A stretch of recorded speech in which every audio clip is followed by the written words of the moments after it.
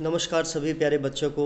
ये एक छोटा सा मैसेज आपको बेस्ट विशेस के लिए है और साथ में कुछ ऐसी चीज़ों का ध्यान रखने के लिए जो हम ड्यूरिंग एग्ज़ाम, प्यारे बच्चों, मैंने काफ़ी बच्चों से ये फीडबैक लिया है और मैं खुद एक ऐसा विद्यार्थी था। ये जो रीडिंग टाइम हमें मिलता है, इस रीडिंग टाइम में हो सकता है आपका विचार अलग हो। उस रीडिंग टाइम में जब हम क्वेश्चंस को पढ़ते हैं तो हमारे माइंड में जैसे पहला आता है, दूसरा आता है, तीसरा आता है, चौथा मान लो नहीं आता है या फिर हमें थोड़ा ध्यान देना पड़ रहा है, इतने हम देख रहे हैं कि आगे भी पढ़ना है। तो हम जब आंसर लिखना शुरू करते हैं तो हमारे दिमाग में वही एक क्वेश्चन घूमता रहता है, तो उससे जो हमारी परफॉर्मेंस है उस पर्टिकुलर आंसर के लिए जो हम कर रहे हैं उस समय, दिमाग में वो चल रहा है जो नहीं आता है, पर जो वो हम कर रहे हैं उस समय उसकी परफॉर्मेंस भी ख़राब हो जाती है। तो मेरा एक पर्सनल आपसे मेरा एक्सपीरियंस है, मेरा तजुर्बा है, मैं आपको ये कहना चाहता हूँ कि रीडिंग टाइम में आप सिर्फ क्वेश्चन नंबर 34, 35 और 36 जो आपके केस बेस्ड जो क्वेश्चन है 4-4 नंबर के, आप सिर्फ और सिर्फ उसको पढ़ें। उसके अलावा इंस्ट्रक्शंस पढ़ लें, अपनी जो आपकी आंसर शीट है उसके ऊपर जो आपको कॉलम्स भरने हैं उनको ध्यान से भर लें। मेरा अपना पर्सनल व्यू है कि उस समय में अगर आप पढ़ेंगे तो आपकी जो बाकी जब आप क्वेश्चन कर रहे होंगे अगर एक भी नहीं आता हो, और ऐसा नहीं है कि आप जब पढ़ रहे हो तभी आपको सारे पॉइंट्स याद हों, तो कहीं ना कहीं माइंड में एक कन्फ्यूज़न क्रिएट हो जाती है। ये तो होगी पहली चीज़। दूसरी चीज़ प्यारे बच्चों, एक भी आंसर, पहली बात तो आपको सेक्शन ए को अच्छे से मेंशन करना है। सेक्शन ए क्वेश्चन नंबर बहुत क्लियर होना चाहिए।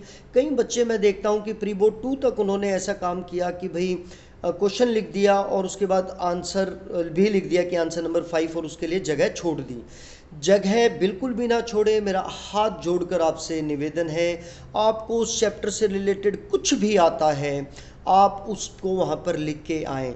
कोई भी क्वेश्चन अनअटेम्प्टेड ना छोड़ें। सेक्शन 1 में आपको पता है 1 to 20 क्वेश्चन है आपके, तो आप उसको उसमें लिखें। और एसएसटी एक बाइलिंगुअल सब्जेक्ट है, तो ऐसा ज़रूरी नहीं है कि अगर आपने वहाँ पे मेंशन किया है कि इंग्लिश में मैं ये पेपर दूंगा तो आप हिंदी में नहीं लिख सकते हैं।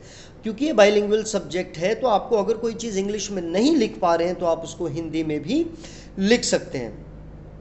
ठीक है, तो एक तो आपके सेक्शंस बहुत क्लियर होना चाहिए। सेक्शन ए क्वेश्चन नंबर बहुत ज़्यादा क्लियर होने चाहिए, कोई भी आंसर आपको छोड़ना नहीं है।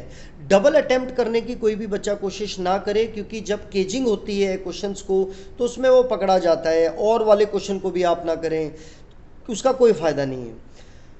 यस, अब आपकी जो क्वेश्चन नंबर और अनअटेम्प्ट एक भी ना छोड़ें। लास्ट में आपका जो मैप वर्क है उसको बहुत ही ध्यान से करें। कई बार हमें आता होता है, दिमाग कहीं और होता है, इधर उधर।